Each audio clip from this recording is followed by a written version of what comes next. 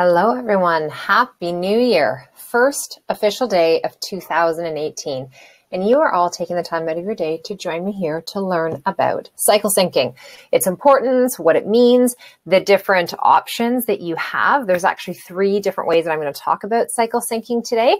I'm on a minute early, and I just wanted to hop in here, make sure that everybody can see me and hear me before we're actually ready to go. So we have got quite a few of you that are registered and on with us live this morning. A little bit of housekeeping. First thing is, you will notice if you are new to this, on the right-hand side, you have a little chat bar. I've written a message on the top that says hello and Happy New Year. If you could just say hello, maybe even let us know where you are watching in from in the chat bar there.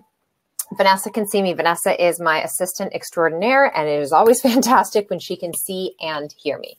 Hi, Sally. Awesome. Okay, so people are coming on in.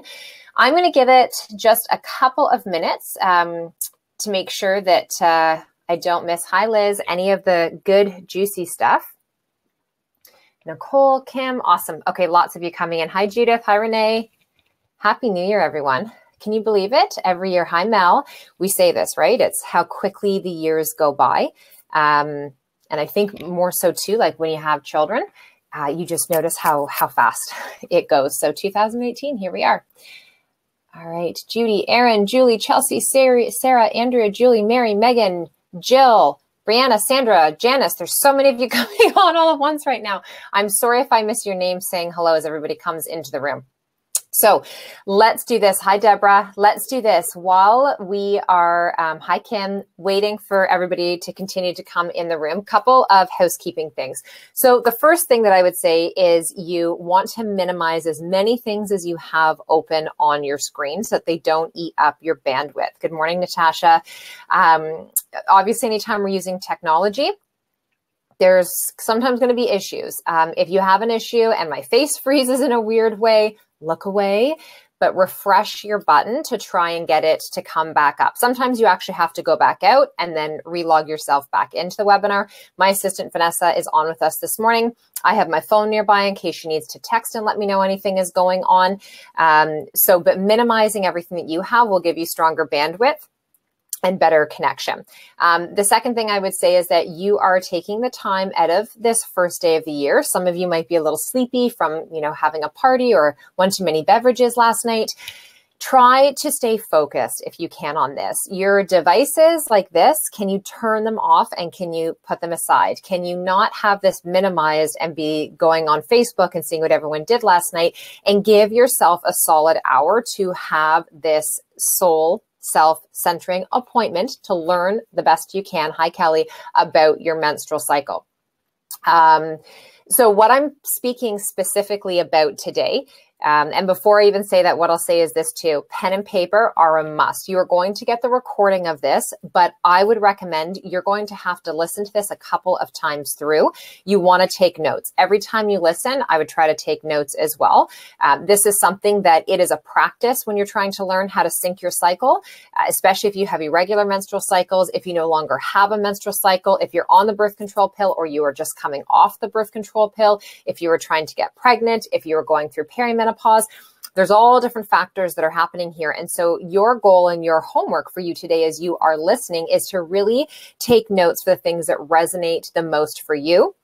And that click, or the things that don't make a lot of sense, and you need to make some extra notes on that so you're able to come back to it after. And then once you get the recording, you want to go back through and listen again. And I'll reiterate that a couple times throughout. You also want to have some water. So I'm double fisted here. I have got some tea. Hi, Karen. And I have got some water. So make sure that you are hydrated. When you are listening to new concepts and you are taking in new information, it's actually a little bit exhausting. It's exciting. It's awesome, but it takes its toll on you. Hopefully you are in a room where it's quiet and you can focus, and your children are somewhere else and you have the door locked. They're all home in my house. So hopefully nobody comes in and interrupts. So today I'm speaking specifically about learning how to cycle the 4 very distinctly different phases that happen throughout your menstrual cycle. And what this means in terms of what's going on in your body, physically, mentally, emotionally, even spiritually, and how to be able to sync the rest of your life in as many ways as we can based on how your body is feeling. You know, too often we are taught as women, I think all the time we are taught as women that there's really only one part of your cycle, and that is your bleed. It's your actual menses. That is your period. But that is only one of 4 phases happening in your menstrual cycle. And so the rest of the month, you really probably don't think that there's anything that you can control. There's anything that's going on, that any of the things you're doing in your day-to-day life are going to show up and have any bearing on whether or not you have a smooth cycle or you have excess, cramps, tender breast, low back pain, really bad cravings, grumpy, acne, excess hair loss, whatever that thing may be. I mean, I work with women day in and day out. Hormones are my specialty. And I work with women all the time that tell me that they will easily gain anywhere from 5 to 7, sometimes 10 pounds leading into their menstrual cycle and during their period. And then it takes a couple days and they drop it all off. They only feel good for about, 7 to 10 days out of the month. Then this whole cycle starts up all over again. And that's just not okay. And we've really kind of taken this on as a rite of passage, that our periods are to be these painful, uncomfortable, awful things that we get. And I'm here to teach you today, hopefully, how to really look at this as one of the most incredible gifts that you have been given being a female, because being a woman is amazing. We actually receive a monthly report card about our health and our vitality every single month. Every time you have your period, you go through ovulation, you enter the follicular stage, you're in your luteal phase. Every single one of these phases of what's going on throughout that full monthly cycle is a gift. And it's an opportunity to press pause and to be quiet enough to listen to the signs and the symptoms that your body is giving you. And for you to start to be able to make sense, for you to begin to be able to predict what's going on in your system. So when I first started doing this for myself, I was in my early 20s. We're going back probably about 16 years when I actually started to cycle sync. And so this is when I was coming out of school as a registered holistic nutritionist, and we had just finished an entire series all about the endocrine system, but more specifically, issues around estrogen dominance. So again, this is going back like 16 years ago. Estrogen dominance was this fairly new term that was coming out onto the scene. There was more and more women that were being diagnosed with estrogen dominant conditions like polycystic ovarian syndrome, endometriosis, infertility, multiple miscarriages, different types of reproductive cancers, breast cancer, uterine cancer, ovarian cancer. And there was this link starting to come out about the amount of chemicals and different environmental products that were impacting our endocrine system. One of the things we talked about was being on the birth control pill. Well, I was on the birth control pill at the time. Again, I was in my early 20s. I think I was 22 actually. And I had been on the pill for 7 years at that point. And in past webinars that I've done and past posts on Instagrams, I've shared my story about, what it was like for me going through being on the birth control pill, but I was really uninformed. My mom really didn't know much about it. We trusted the family doctor. My sister had never really gone on the birth control pill. She was older than me. And when I came off of it, coming out of this class, I was like, well, I still need a way to track this because the pill had been the thing tracking it. You take your birth control pill, then you go off for those 7 days. And the pill, the chemicals, is really just what's dictating when your body gets a period. So in fact, when you're on the pill, you actually do not have a flow. You do not have your own individual, bio-individual cycle. The chemicals in that birth control pill are what are dictating when you bleed, when you ovulate, and what is happening in between there. So for me coming off, I actually went straight to reading this book called Taking Charge of Your Fertility by Toni Weishler. I still recommend it every day in my practice to women. She also has a book called Cycle Savvy, I believe, and it's geared towards younger tween girls that are just starting to learn about their bodies. But I originally started to chart back then on paper. I actually had graph paper. I should have known it was a sign. This is what I was going to be teaching one day. I had graph paper. I would shade it in. And I did this over a few months to be able to actually really determine not just how long my cycle was, but what was going on in the in-betweens. Why were there the ups and the downs? Why would my skin act up at certain times and not at other times a month? Why were my boobs, almost a full bra size bigger at certain times and not at other?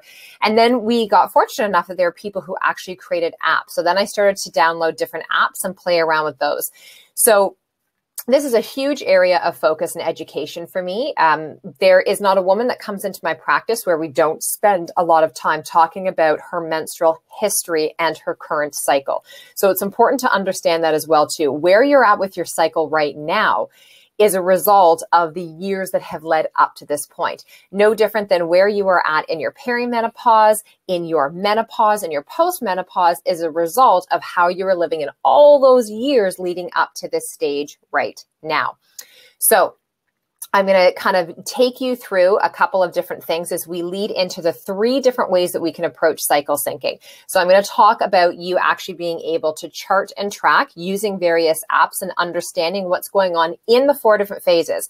I'm also going to talk to you today about nutrition for each one of these phases, exercise for each one of these phases, possible supplementation around each one of these phases. And I think the most important, energetically, what you should be saying yes to, the things you need to pull back from.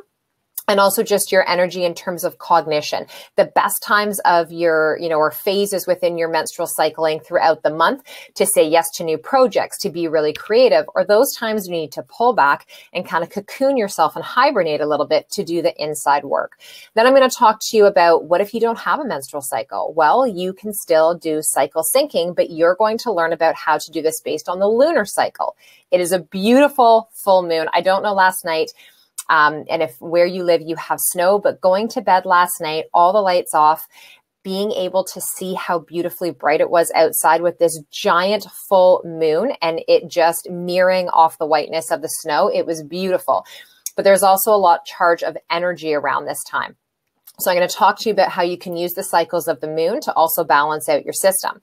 And then the third thing we're going to talk about today is actually seed cycling. So this is eating various types of seeds at different times of the month to help to not only bring balance within your actual period itself, but all the different signs and symptoms that you have around those times of the month. Anxiety, depression, acne, breast tenderness, cramping, low back discomfort, insomnia, so many different things, headaches that women can be going through. And we're going to try and create some seamless education, inspiration, and solutions for you. So if that sounds good, say yes. And then we're going to do a little test of technology here as I am going to minimize the screen that I am seeing all of your comments on right now. I don't do slideshows. I've done them in the past. They're not my thing. I am a communicator and I like to talk to people. So I want to feel like we are having a conversation. I want to feel like you're at my house and we're sitting on the couch having a tea or an elixir and I am talking to you in this webinar the same way I would if you were here at me at my home. And doing a slideshow, it just doesn't feel real for me. So I've made some small notes so I can make sure I hit on everything. Okay, so you guys are all saying yes, yes, sounds awesome, good. Okay, so here's the little test that we're going to do. I'm going to minimize the screen and be able to pull up my notes that I have, and then I'm going to pop back in. And all I need you to just say is that when I minimize, you didn't lose me. You can still see me the whole way through, okay? So there is about a 40-second delay that we have here. So I'm just going to minimize you guys down. And I'm going to pull up my notes. I'm going to give this a moment here. If you can see me, you'll see that I'm taking a sip from my tea. And then I'm going to come back out of this for a moment. To you guys, it might look like I'm doing nothing. And if you guys could just say, saw you the whole time, that would be fantastic. And then we can get started. All good. Vanessa's saying all good, we can see. I'm just going to let maybe like 2 or 3 more people let me know that you could see me the whole way through as well. And so what I'll do is I'm going back and forth. Saw me the whole time. Awesome. Okay. So I'm going to encourage you. Okay, that's great. Thank you, ladies. I'm going to encourage you that you are posting questions on the sidebar. And then what I'll do is I'll minimize every now and again and come back in. And then at the end, I'm going to leave a period of time for Q&A as well. Okay. All right. Awesome. Everybody can see me the whole time. Fantastic. All right. Here we go, ladies. And I would encourage you that if you have, I know as a mom, maybe I would kind of watch this on my own first, preview it, and then show it to my daughter. She, much to her own demise, has heard every single thing I'm going to talk to you guys about today, but it's all good. She, that thing where it's like, mommy, too much information, but she's going to be so well prepared when it happens. But I would really, honestly, ladies, this is the kind of stuff, the conversations you need to have with your girls. And we're going to go a little deeper into that. So here's the beautiful thing is that once we can understand the cycle phases and our needs based on them. So if you remember, I was talking about, your nutrition, your exercise, supplements, your mood and that. This is where you can start to actually create an individualized plan for you based on your life and what you have going on. Too often what ends up happening is that we're trying to, go out and buy this month's magazine or the new IT book that's on the shelves that has these great programs that are laid out. But if you aren't following something that is actually resonating or in alignment with what's going on in your body, and you're just trying to fit yourself into this one size fits all box, more often than not, you are going to feel really frustrated. You're going to tell yourself that story like, I'm doing everything right and nothing is changing. If you're starting off from a place where you haven't been, exercising, you haven't been eating very well, you're not taking any supplements, you really haven't had time to do much for yourself in the last long while, probably almost any new shift of a program is going to help you create some shifts and changes in the beginning. But when we're talking about your endocrine system and we're talking about your hormonal system, we are trying to create a sustainable ebb and flow, a rhythm inside of our bodies so that we can stay as healthy for as long as possible in this kind of, there is this type of an action that happens with your hormonal system. It's like this undulation. It's like the soft waves that you see in the ocean. We don't want to feel like we have these like tsunamis of signs and symptoms happening around our cycles. And then these, deep crevasses where there's nothing that's going on. And then these massive tsunamis and then nothing. It's the extremes that are dangerous for our health. It's the extremes that make us feel like we have no control over what's going on in our bodies. And, like I said in the beginning, too often our energy is only focused around our bleed. And you are going to come out of this today understanding that the other phases leading into that and coming out of your menstrual cycle are actually what is setting our bodies up for true hormonal health and happiness and true hormonal balance. Now, that balance is going to feel different for all of you. I don't know what every single person's health history is. I don't know if you had, a late period when you were a young girl and you got it. I don't know if it was painful and heavy and you had clots and it was long right out of the gate. I don't know if you've always had really short periods. I don't know if you were put on the pill before you even got a period because they put you on the pill due to acne or anxiety or depression. I also don't know if you have had a partial or a radical hysterectomy, a history of abnormal cells showing up in your pap smear. So you're going to listen to this information with ears and eyes wide open today. And you're going to just gather. This is like your research and development for your body. So I am not here telling you one way of doing anything. I'm giving you a platform, and what I'm really providing you is an incredible box with some tools that we are going to put into that box that you're going to continue to harness and develop along with your own intuition in your body. Because I'm telling you, ladies, nobody knows your body as well as you do. And that is a superpower that you all have that you really need to honor, you really need to strengthen, and you need to continue to hold on to. So when I decided to start adding cycle syncing to my own body, I noticed a really big shift in just being aware of maybe why I was feeling how I was feeling based on the changes that were happening in my body. And so I started to add this in with a lot of the women that I work with.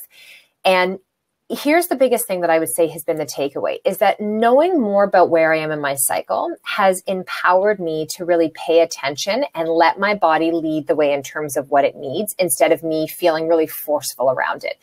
And what I mean by that is that there's times a month where I don't want to go out and be extroverted and at parties and, in a big room with people. I don't want to be presenting. I don't want to, be out in that way. There's times where I just know I need to just retract. I need to stay in. I need to do more writing. I need to do more yoga. I need to do more resting.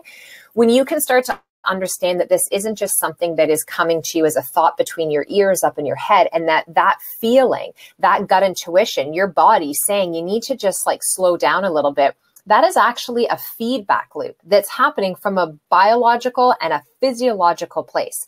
And too often we don't give those feelings from our body enough credit, and we just shove them back in and we don't pay attention. And then we're confused on the other end of it when we feel like garbage and we don't know what it is that's going on. And it's because too often we're listening to someone else's voice, someone else's wants, someone else's opinion, someone else's shoulds instead of our own. So that is going to start to shift today.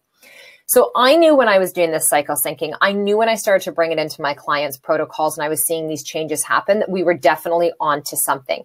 What was really exciting to me is that last February, so it's almost been 2 years ago, it's February 2016, the American Committee of Obstetricians and Gynecologists came out with a report and published this, recommending that teenage girls, their parents, and their clinicians, so whether it was their naturopath, their regular family doctor, whomever it was that was working with them, that they needed to consider their menstrual cycle as the 5th vital sign of health. That is huge. So beyond simply what's going on with your heart health, your brain health, right, your entire nervous system, all of those things, that the menstrual cycle for a female is known as the 5th vital sign of health, and that we need to pay attention to what's going on here instead of just giving the birth control pill or giving an antidepressant or giving somebody the Mirena, hormonal based IUD, or doing a procedure, doing cervical ablations, partial and full hysterectomies, that there are different things that we need to be asking. So we have to change the quality of the questions that we are asking people and change the quality of the conversations. So this is about digging beneath the surface, getting below your symptoms and the signs that are going on, and actually uncovering where is the root cause of this. Why is this happening and where is this beginning? Most of you have probably never been told that if you started off having heavy menstrual cycles as a young woman, if you had a lot of clotting and bleeding, you were missing days from school or days from work because the pain was so unbearable, you had migraines around your periods right out of the gates, you were already in an estrogen dominant situation. You probably already had less progesterone than what your body required. You might have also had too much testosterone, and that these things could have been happening behind the scene when you were in utero, in your mother's body. So here's the thing as mothers, is that, and I'm going to minimize my notes and just, pop back into the room with you guys, is probably most of you also haven't been told that our children, that their microbiome, that their ecosystem that has created their little body that lives within their gut is mostly inherited from us. So whatever was happening to us as mom during our pregnancy, if there was, chemicals you didn't know about that were coming into your system, if there was secondhand smoke coming around you, if there was a lot of stress that was happening in your life, which, hello, you're carrying and creating a life, that is a lot of stress. If you had a history of digestive upset, if you had a history of, endocrine disrupting issues, problems with your thyroid, problems with anxiety, problems with, heavy menstrual cycles, that it makes our girls more vulnerable. It doesn't put a stamp on them and say, well, I've had it, now I'm passing it down to you. This is generational or this is hereditary, because that's not the case that happens. There's actually epigenetics behind it. So epigenetics means upon genetics. It's your lifestyle. Your lifestyle upon those genetics. So lifestyle layered on top of the genes that you are born with is actually what will allow something to flourish positively or negatively. So if our girls are showing up with some of those same signs and symptoms that we had during our, we were getting our periods and going through puberty in that, period of time, or we're seeing it show up a little bit later with adrenal stress and fatigue, or their thyroid is starting to show signs of stress, PAPs are coming back abnormal. If they were living the exact same lifestyle as we were living leading into our pregnancy and during our pregnancy, they are that more vulnerable to then have that same pattern happen to them. Now, we can halt these patterns at any time by changing our lifestyle factors, okay? So I've popped into the chat bar. Is this connecting with you guys thus far before I move on?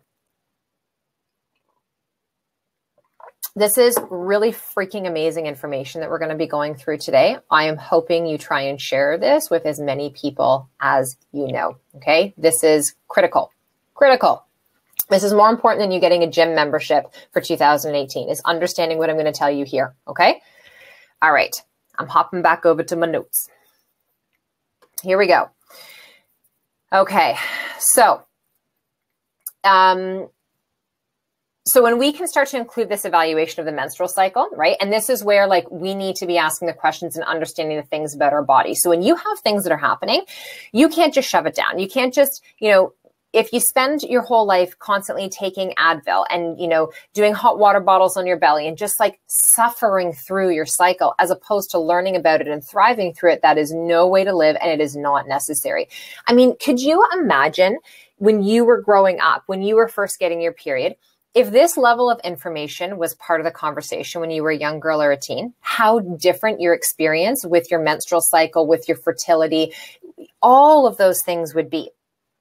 So I've known for a long time the menstrual cycle to be a huge signifier of our health.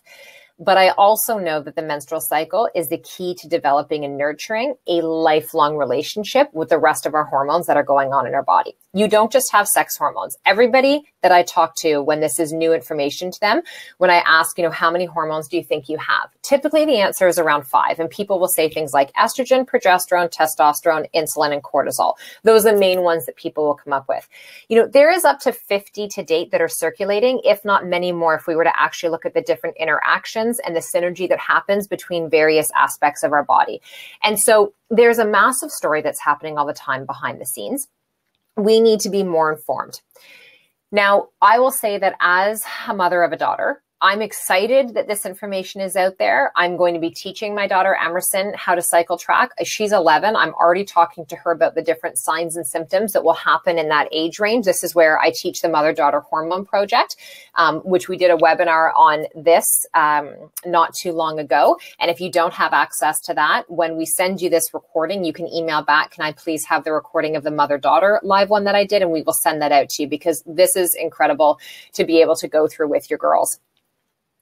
The only issue I have with when this study came out is that there's a really big chunk missing from this report, and that is the education behind it. So it's one thing to say that, okay, so now we're recognizing this is a 5th vital sign. We know we need to pay attention more to what's going on. But how are you educating your patients? People aren't. Here's the typical route that will happen. A young girl goes into the doctor office and she is having irregular menstrual cycles, or she has acne, or she's having anxiety, or whatever issue it is that's coming on for her. In the beginning, the first appointment will typically, this is not standard, be suggesting some lifestyle things. Make sure you're getting enough rest, maybe take a multivitamin, make sure you're hydrated, try to eat healthy, that kind of thing. If you're lucky, that's your first level information you get. If you take your daughter back to the physician and things still aren't shifting, it's always going to be to put her on the birth control pill.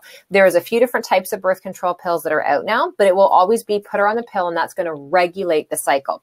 It does not regulate the cycle. It actually diminishes the reproductive system's ability to produce cycle whatsoever. It puts it on pause. The pill comes into the body and says, I'm in town now. I don't actually need you to do that thing you were trying to do. I'm going to take over. I'm going to create this internal chemically based rhythm, and I'm going to run the show from here on out. So when that happens, the symptoms that were happening, they kind of just get shoved down. There's like a giant Band-Aid that's put over top of them. And so they might feel better. They might notice that a lot of those issues that we're having are gone. The periods will definitely be regular because they're being told to be that way based on the chemical hormones in the product. But when you go to come off of the pill, and maybe even before that, their mood is probably going to change when they're on it. They might gain weight because of the hormones. Their breast might change. They may get some excess hair around the chin. They might start to get acne. Their hair might fall out. I'm going to guarantee you the mood is definitely going to be all over the place. I said maybe. I will guarantee you it most likely will be. Their sleep patterns might change. And they may end up depressed. You go back to a family doctor and explain what's going on. They will probably try and change the pill one time, and then they might even talk to you about putting them on a low dose amount of Prozac or an antidepressant. This is definitely what happened to me when I was in my late teens and went to my family doctor about this. These are things that we have to pay attention to. I have grown women that are in their 40s and 50s that are coming to me whose doctors still have them on the birth control pill. This, to me, is the most irresponsible thing that we could ever be doing for a woman's body. To be on the birth control pill into those years of your life, your menopause is most likely going to be much more difficult for you. You are increasing your risks of having major issues with adrenal fatigue and burnout, as well as your thyroid. You're increasing your risk for disease with that thyroid gland. Autoimmune issues creep up, digestive issues. There are even some cancers that are increased from being on a birth control pill for that long. So that is not the route to go. You want to start to learn what is actually happening in your cycle. And you cannot do that if you're on the pill, if you're on the patch, if you're getting the shot or if you're using the Mirena IUD. Now, the copper IUD is slightly different because it is not releasing the hormones into your body. The only issue with the copper IUD is it is a synthetic product that is sitting up inside of the body. Not everybody's body does well with this, and there is the risk of the prongs actually getting lodged into the side of the uterine lining, into the endometrium itself. So those are things to think about. And it's scary. I work with women who are like, you don't understand. I cannot get pregnant again. Husbands haven't had a vasectomy and aren't prepared to. So the responsibility is really put back onto the woman. You need to be cycle syncing more than anybody then, so that you can truly understand those windows of when you are ovulating, when you're out of that ovulatory period, and when you're in that safer time. There's truly only about 3 to 5 days a month at best when you are actually fertile enough to get pregnant. So once you can understand that from that phase of having your period, moving into that follicular phase, your ovulation, your luteal phase, once you understand where you're at on that calendar for your body, you are going to know when the safe and not so safe times are to be having unprotected sex. Okay. So why is this so vital outside of this? You have to understand that you have a period usually anywhere from the age of about 12 up to the age of 50, if not longer. So for nearly 40 years, 4 decades long, you are going to have this menstrual cycle. You know, we take it as a fact of life. We leave it at that and assume that we already know what we need to know. It's not a lot of information. You know, I know for my daughter, she's like, you know, mommy, my friends just have like a little bag, if that, with a little tampon or a little pad that's in it. And they're just told, you know, if you get this, you know, use that. But again, there's not enough information around it.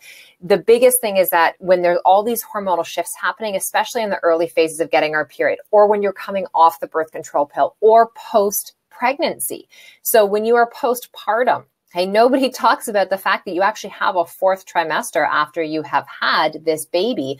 And in these periods of time, so when you're first getting your period, when you're coming off the birth control pill, and when you have just had a pregnancy, and really this can last for up to a year, you have what's referred to as like hyperhormones. So they're all over the map trying to find this internal biorhythm and recalibrate themselves.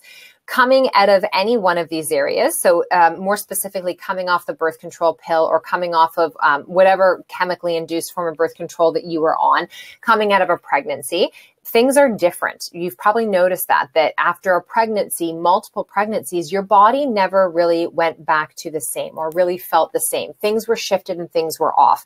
This is also because when you are pregnant, you are taking on that child's entire endocrine makeup as well too, the hormones that are circulating in their little system. And that's also from a very energetic perspective. You may noticed a huge difference when you carried your daughter versus when you carried your son. Typically, there will be bigger swings when we as women are carrying boys because they have a higher amount of androgens, right? Higher amounts of male hormones in the system. And that can wreak havoc with our bodies in different ways. When you come out of that pregnancy, you want to start to try to sync and cycle. So even if you are breastfeeding and you don't get your period back for the next 6, 8, 12 months after you've had a child, you're going to chart based on what's happening in the lunar cycle, which we will get to, as well as your signs and your symptoms, how you are feeling and what's going on with your body. So if you aren't already, I can't stress enough the importance of journaling how your body is feeling from day to day. You could do a morning capture of it. You could do an evening capture. I typically will do nighttime, and I include it in part of my 5-minute journal that I do every day.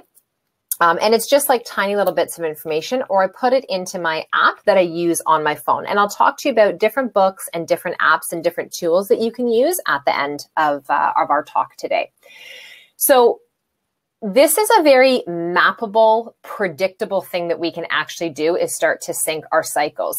I've been working on this myself for probably the last 2 years, a bit more in depth from a Chinese medicine perspective, as well as some of the tools I'm going to give you today.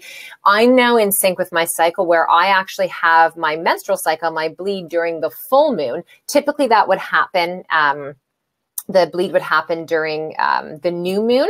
Mine's on the other end of things. So I've been able to recalibrate and bring it back in and continue on making some of those shifts moving forward. And I'll talk to you guys about what that looks like.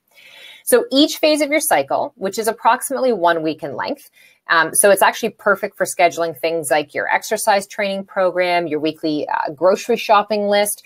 And usually, now this is the usual, and it can range. The average cycle length for a woman is around 28 days, which is the same lunar cycle mapping, 28 days, okay? Now, that being said, a normal healthy period could be anywhere from 24 days up to 35 days, depending on your health history, currently what you have going on, and wherever else has made up where you're at right now. So that's a big swing. You know, we have this cycle that lasts one cycle. So one round of your cycle is actually 24 to 35 days long, however long you have from your first day of bleeding until the next time that you start to bleed again. That's one cycle in your body. A male's cycle is 24 hours. Every 24 hours, their body shifts out of that cycle and comes into repeat or change things ever so slightly. But we have a 28-day cycle on average, as where a man has a 24-hour cycle. So you can understand how this can drive us crazy and drive them crazy, because for us, over this period of time, the length of this cycle, there's all these different phases in the cycle. For a man, it's like Dory and Nemo, right? Like you say something true you haven't experienced in a conversation, and then poof, it's gone. This is what it's like for a man. And I'm not saying that to be like, you know, an ass, but they have a one-day cycle. So they don't necessarily have these mood swings all over the place. When you do start to notice this happen with men and with young boys, the mood swings, the anxiety, the depression, and that, I can almost guarantee you there's a bit of an issue of estrogen dominance going on there, and some of those male androgenic hormones need to be elevated and boosted up a little bit. And that's a different webinar for a different day, but just to paint the picture of how not only do we have literally different parts, like physically looking at reproductive organs, but there is so much that is happening in our endocrine system on a monthly basis versus what's going on in them on a daily basis. So it's really important that you understand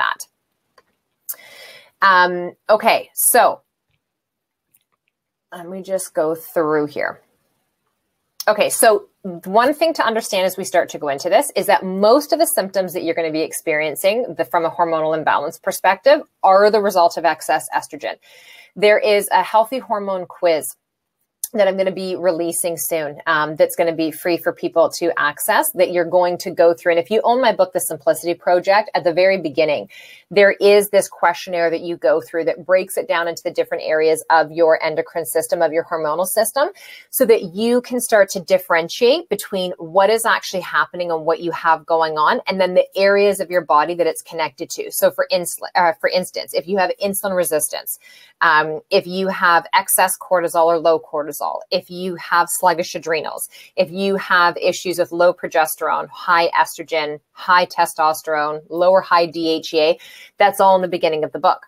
In this healthy hormone quiz that I've put together, how I've actually linked it up is I'm asking you a variety of different questions, and then it's all coming back based on what's going on with your liver, with your digestive system, with your adrenals, with your thyroid, and whether or not these things are indicative of perimenopause or menopause, so that you know how to start to step forward and approach this.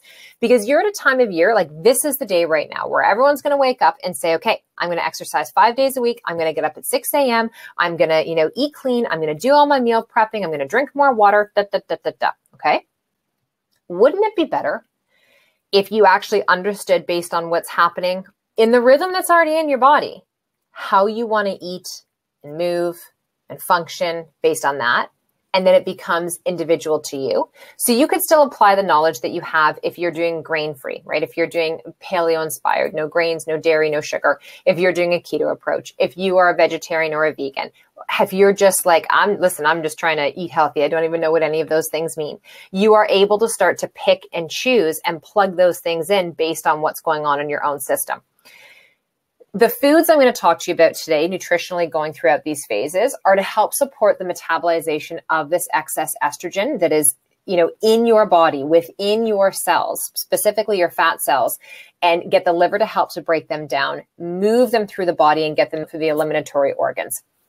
It is really important that you understand that no matter what your goal is in balancing your hormones, everything has to start with your gut and your butt. Because if your back end is plugged up or not regulated, meaning that you are constipated, you don't ever feel like you fully have a void, like you feel like you might go to the bathroom a couple times a day, but you're still working on the same bowel movement each visit. If you have diarrhea all the time where you feel like everything goes through you, or you alternate between constipation and diarrhea, that is where we start balancing first. So we have to reduce the inflammation in your digestive system. We have to work on healing the gut and most likely leaky gut that is going on there, decrease exposure to sensitivities. Once you start from that place right there, a lot of your signs and symptoms in other areas of your body are going to start to lift and sometimes even be completely gone because they are a result. They are a symptom of the root cause, which could be happening within the gut.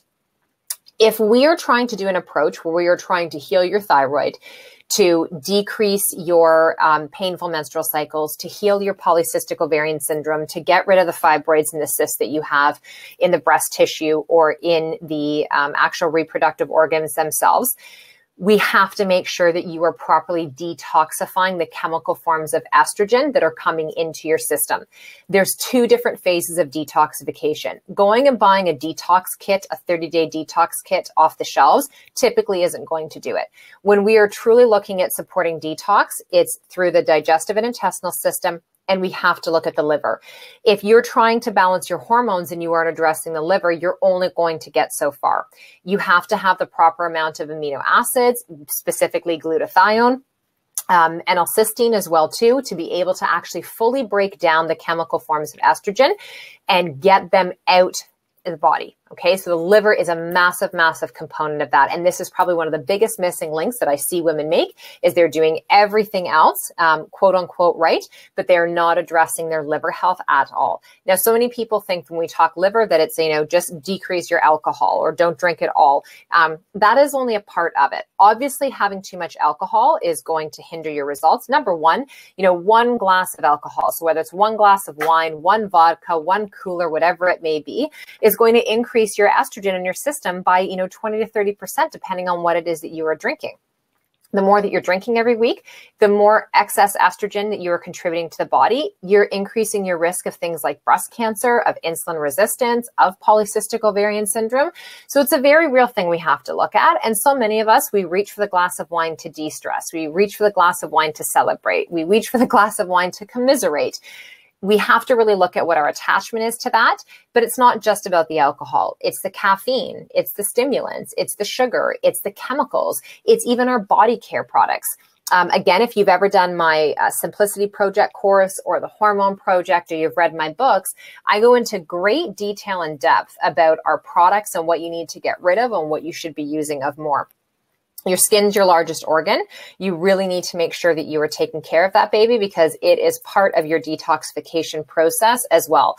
Your digestive system, right? So the colon, where we evacuate the waste from, your liver, your kidneys, your lungs, and your skin. These 5 areas are where you detox from, and all of them need to be really well taken care of. So the food today is these different phases, how we are managing your levels of estrogen in your body. And when you do this, there's way less chaos and confusion. You are better able when you go to the grocery store to know what needs to go into your cart. And even before you get to the grocery store, you're going to be able to come away from this today and know, okay, based on this phase, these are some of the foods I want to have. So I should look into recipes that are going to incorporate these foods into it. If these are the types of vegetables I need to have during my ovulatory phase when I'm ovulating, then I have to figure out ways to cook those up to serve with my organic, grass-fed beef or chicken or, lentil dish or whatever it is that you're having. But you start to learn how to be able to stack in your hormones' favor.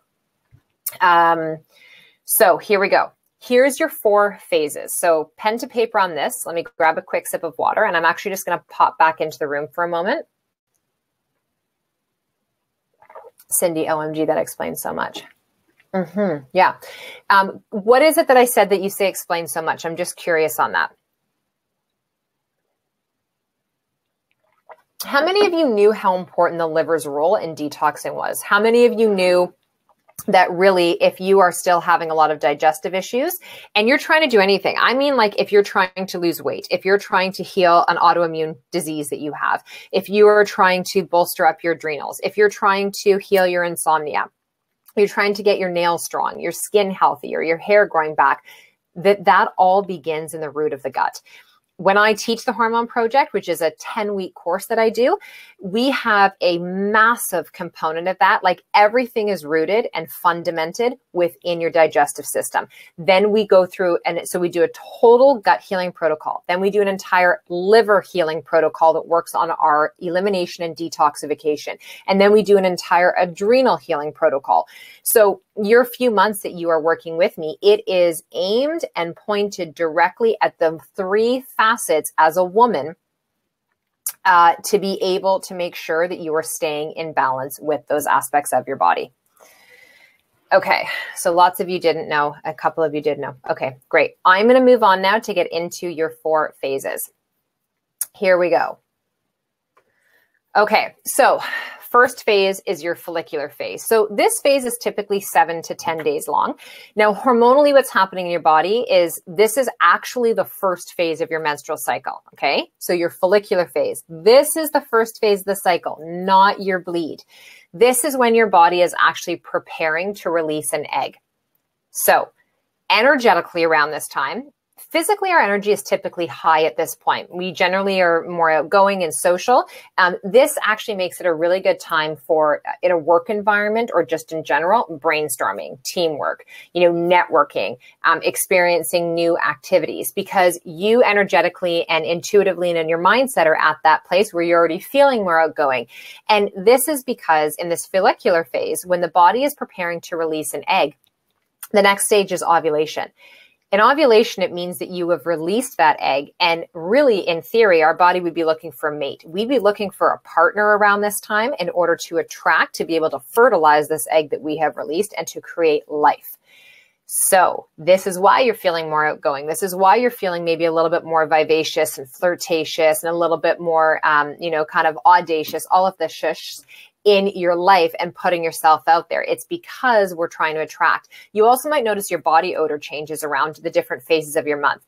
Your pheromones change based on that bioreproductive rhythm that you have in your body. So if your body's looking to attract a mate, your pheromones are going to change. You might notice that your body odor isn't necessarily bad around that time of the month, but maybe it smells a little bit sweet, or there's just something different about it. You might also notice as well too that with the different fluids, the mucus changes that's happening vaginally, that changes as well too. If the body knows that it's going to be potentially having intercourse at some point coming up, the body will produce excess fluid so that there's more lubricant there to make that a more enjoyable experience.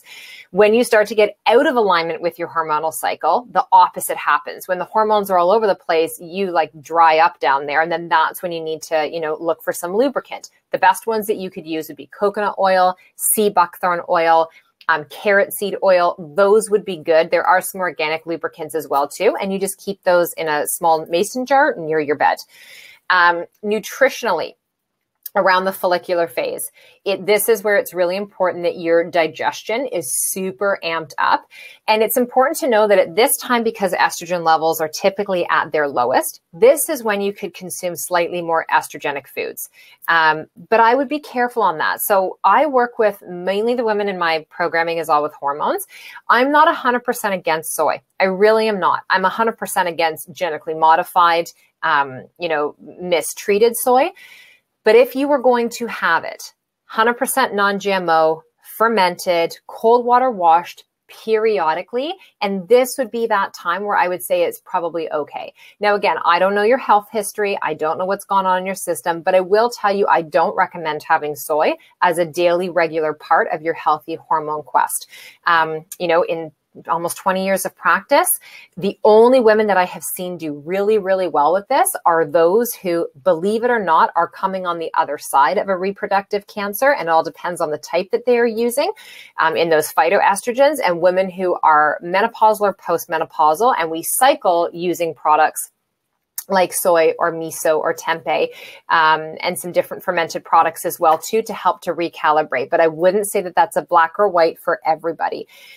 The other thing is that around this time of the month, I would be really watching how much dairy you're consuming. And if you're going to have dairy, making it be sheep or goat or buffalo based. So whether that's in a yogurt form or a little bit of cheese, use it more like a condiment as opposed to your main meal. Really be careful how much dairy you're having. A lot of hormones in your dairy products. They are a reproductive product from another animal's body. So we were never meant to consume this. This is like essentially our breast milk for our child. This is mother cow's milk for her baby calf. And it has a very different constitution, very different makeup, very different enzymatic energy than the milk that we have. And it creates a lot of excess inflammation. And if your body is so busy trying to micromanage all this inflammation coming in, it doesn't have the opportunity to fully show up and be able to nurture and create this really healthy menstrual cycle. Okay, what I would recommend around this time of the month, this is when you pull your fermented foods in. So your sauerkraut, your kimchi, you could do a little bit of that miso, kombucha, those types of things. Sprouted greens, okay? So adding in sprouts, whether it's pea shoots or broccoli shoots, alfalfa, greens are going to be your friend at any time of the month. If you are really looking to amp up your hormonal power and decrease the inflammation and the heat that's going in your body, calm down your skin, decrease the level of pain that you have going on wherever it is showing up, increase the amount of greens that you're getting in. It's going to give you a great source of iron. It's going to give you a great source of folic acid. It's going to give you a fantastic source of a lot of your minerals like manganese, magnesium, zinc, copper, those types of things. When you're choosing your proteins, you definitely want to make sure that they are organic and that they are, grass-fed, grass-finished. If you're choosing something like beef, I really don't recommend pork. It's a very difficult one to digest and break down for most people. If you're doing fish, you want to do wild. And if you are adding in things like grains or beans, lentils, legumes, make sure that you are rinsing them extremely well and that you are cooking them or preparing them properly. And just pay attention to your body. So if you get a lot of gas and bloating, you probably have a lower amount of hydrochloric acid. So you would need some digestive enzymes, even a little bit of apple cider vinegar and some water before you eat. You could even take something like this, which is from St. Francis. This is not digestive bitters. They do have digestive bitters and they're fantastic. But for my women who are balancing out their hormones and supporting the liver, this is the liver hepato-DR. And you could actually in a pinch take this before your meal and it will help to rev up your digestive system and help to process and eliminate anything excess that we don't want in our body. So that's the St. Francis liver hepato-DR. I take 2 full droppers of that in the morning and 2 full droppers at night. If I've been kind of out of sorts, if I've maybe eaten things I normally wouldn't eat, then I would take a little bit extra of that leading into probably my dinner and maybe my lunch just to help to give my body an extra little bit. This time around this follicular phase, you want to stick to kind of lighter cooking methods. So we're not trying to have everything that's like overcooked. You're definitely not boiling your fruit. So this is when like sautés, fresh salads, like try to keep things light because remember, your energy should be up. You should be really full of energy at this time. You don't want to eat a lot of heavy overcooked foods that are going to ground you down. It's like the antithesis of what we're trying to create in our system. Now, when it comes to your exercise, challenging and stimulating exercise is actually great during the follicular phase. So this would be, maybe adding in circuit training or doing boxing or going and doing like a wicked choreographed dance class, something that's really varied, but it also gets your brain firing differently so that your vestibular system also has to really engage. And all of this is going to come together to help to keep you really focused and in core alignment. So energetic alignment with exercise alignment, with nutritional alignment, right? All of those things really, really important. Now, the next phase that you would actually move into, and this is typically the shortest phase. So remember when I was talking about your birth control, your ovulatory phase in the average person, I said it's like 3 to 5 days, but for most people, it is somewhere around 3 to 4 days. Some would even argue and say 2 to 4 days. And hormonally, what's happening here is that when we're ovulating, it means that we are releasing an egg from the ovary. So this is where we get a spike in your FSH and your LH. If you have a doctor who does complete blood work, you'll see this. So the FSH is your follicular stimulating hormone, and your LH is your luteinizing hormone. estrogen begins to increase and testosterone begins to drop here. Okay. So the body is preparing to release that egg from the ovary in the hope that it is going to meet a little swimming sperm on the way and it is going to get fertilized. So energetically and creatively here, you might feel a bit of discomfort when you're ovulating. You might notice that you have some pelvic pain and discomfort, especially if you do have a lot of inflammation in this area. If you know that you have some abnormal cells going on in the cervix or along the endometrial lining, if you have a history of cyst or fibroids, there may be some discomfort that is happening here. It's also important to understand that when you ovulate, there's not necessarily this thing where it's like, okay, right ovary, you're going to ovulate this month. Okay, left ovary, you're going to go this month. It can sometimes do that, but sometimes you can ovulate and release an egg from the right ovary a couple months in a row, and then that left side will release. You might even notice this in your periods. You might think, okay, my last 2 cycles have been really good, but man, it's like I'm good for 2 or 3 cycles, and then I get one where it's just like, what the heck is going on? Now, sometimes it's your lifestyle that's happening. You know, too little sleep, too much stress, you know, you're exercising too intensely, whatever it may be. But oftentimes when you see that kind of shift of gears, that shift of intensity, it's because it's now your other ovary that is actually releasing. It's important to understand too, some women only have 1 ovary. So there are going to be variances and differences in your cycle as well. And that's when, if your goal is to have hormonal imbalance, I would highly recommend that you are working with somebody, not just your family doctor or your gynecologist, so that you can learn more about what that means in your system. You also might notice that you get a headache when you're ovulating, right? And again, it's the fluctuation of those hormones. You might notice you are bloated and that you have cravings. So typically cravings are going to swing one of 2 ways. If you're looking for more of the sweets, you probably need some more protein and fat in your diet, and you probably need some more minerals, right? Your body is looking for things like your magnesium, but also increasing your B vitamins are super important. I would say that pretty much every menstruating woman needs to be on a good quality B complex. And if not a good quality B complex, then at least a sublingual B12. Now you can get your blood work done to find out where your B12 levels are at before starting it. But that's a general recommendation that I would make for most of the clients that I work with. If you're the opposite, where you're like, I just want the salt and the savory, that is a huge indication that your adrenals, they're pretty exhausted. And so they're looking for the salt, they're looking for the sodium, because that's helping to regulate that sodium potassium pump in your body. Your adrenals sit on top of your kidneys require that. This is also important to regulate your blood pressure. So if you're the person who you stand up and you're like, oh, you see stars every time, you often get dizzy, you should start to add a little bit of pink Himalayan sea salt into your water with some fresh lemon juice, but you also really need to look at supporting your body with minerals. One of the best ways to do that is make sure you're getting a whole food product in, but also something like tissue salts, which are homeopathic based, and you're going to get in all of those core minerals in a 12-in-1 tissue salt. So when we're talking about the communication centers of the brain at this time of the month, you're usually pretty darn sharp during this time. And this you can use towards your advantage. It's a great time to be writing clearly and presenting information to other people.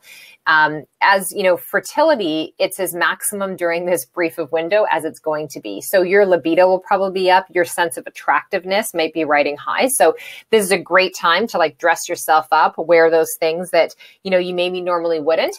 And I think as women, we need to be looking for ways to feel more feminine in our body. It's so easy, especially if you're a mom, or you work from home, or you have just a reason in your head where you think there's no good reason to get dressed up.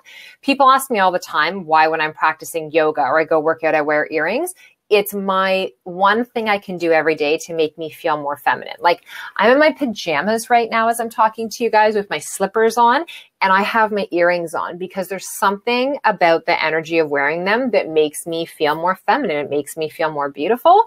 And around that time of the month when I'm ovulating, now that I'm aware of this with my cycle syncing, I use different essential oils that time of the month, like clary sage or lavender or rose, like high vibration oils to help to keep me vibing. And not because I'm trying to get pregnant, because I am not trying to get pregnant, but because I know that all of the outside things I do to help to strengthen this internal cycling within my body is going to show up in many different ways, right? So maybe I'm not trying to cycle my body because I'm trying to get pregnant, but I'm trying to cycle sync because I just want to feel my most vivacious at those different times of the month. So I'm just popping back over here because there's some questions that have come up. Do these phases help you when you're menopausal? They absolutely do. And I'm going to talk, Cindy's asking, do these 4 cycles change after menopause? They change in the sense that you no longer are having that bleeding phase, which we're going to get into next. And so you'd be following the lunar cycle. So I'm going to get there. But all of the information that I'm providing within these phases in terms of cognition, physical energy, your libido, the nutrition, the supplements, your exercise, they would all stay the same in terms of the recommendations. Just the way you would chart what's going on in your cycle is different. So you'd be following the lunar cycle. So stay with me on it. Okay, I'm going to pop back over. Okay, so nutritionally in your ovulatory phase, this is when you want to go easy on the carbs. Okay, so there's 2 different ways I teach about carb cycling in my business, depending on who I'm working with. The women in the Hormone Project know this really well. And I'll cycle your carbohydrates based on around when you're exercising so we can actually utilize them the best, and during different phases of your menstrual cycle. So you want to be careful on the amount of carbohydrates you're consuming during ovulation because this will dramatically increase your bloating. So this would be like your breads, your pastas, your rice. It's more so even like your grain, starchy based carbohydrates, things like root vegetables. Lots of vegetables, those types of things.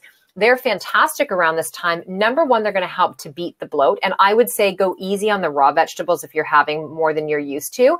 Saute them, steam them, have them roasted, something like that. But they're also going to help a sluggish digestive system. So there are times in the month, ovulation can be one of them, where constipation can kind of be a little bit more intense. And so by increasing the amount of vegetables that you're getting in, you're going to help that sluggishness and help things move through.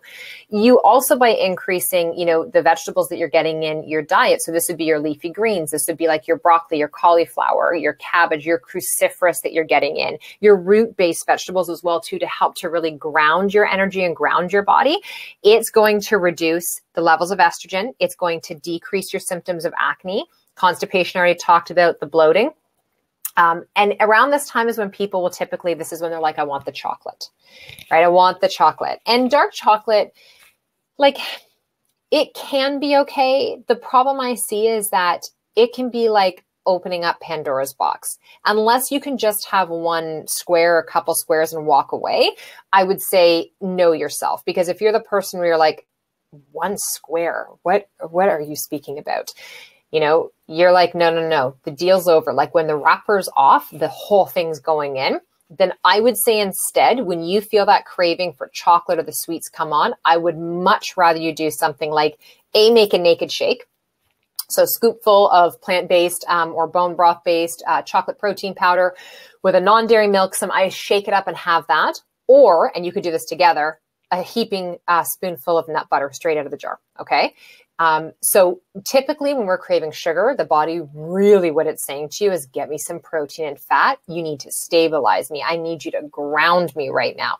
So you want to do the grounding out of the root vegetables, out of healthy quality fats. So fantastic oils and avocados and various raw nuts and seeds and those types of things. And this is around the time of the month too, where I would say like do extra body care, do extra dry brushing to slough and get rid of what is no longer serving you, and then utilize all of those carrier oils and those essential oils. Now, exercise-wise, your energy is typically higher at this point. And if you're eating really well and you're really grounded, this is when go and take the spin class, try the new class, try a CrossFit class, do a team sport, do some, sprints or a more vigorous vinyasa flow. That would be the time to start to do it.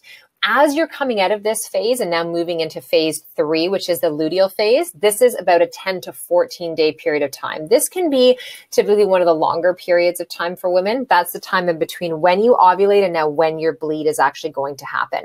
So in this period of time, the lining of your uterus is thickening, and it's doing this in preparation to be possibly implanting this egg that had been fertilized. So your progesterone and your estrogen, they continue to elevate, as where testosterone will start to decrease towards the end of it. Now, what can happen to women who suffer miscarriages is that there's not enough progesterone in conjunction with this estrogen. So the estrogen is higher than the progesterone, estrogen dominant. Progesterone is not rich enough. So the thickening of that uterine lining is not enough to actually hold on to this fertilized egg. So the egg can't stick. And so you might get pregnant initially, but over time, over a few months, it may start to actually separate and detach because of the lack of progesterone rich thickening there. And that's when you actually have a miscarriage. So it's typically why the first round of treatment for a woman who's suffering from miscarriages and infertility is to put her on synthetic progesterone. There are so many things that we can be doing naturally, looking at her whole lifestyle, the whole person, her scheduling, her sleep, her food, her movement, her supplements, everything before having to take the synthetic chemicals. And if that happens, where sometimes you do have to take that form of progesterone in order to get pregnant, your body's going to be better able to manage it. You're going to feel better during the process. You'll get pregnant more quickly. You'll have a healthier pregnancy and you'll feel so much better on the other end of it. So sometimes we do have to go that medical intervention route, but we want to make sure we're building the healthiest, best base and foundation possible as we transition into that. You might notice that during this, kind of week and a half to 2 week period of time in the luteal phase, that your energy starts to gradually decline. And this is when PMS can appear. Now, here's the thing about PMS.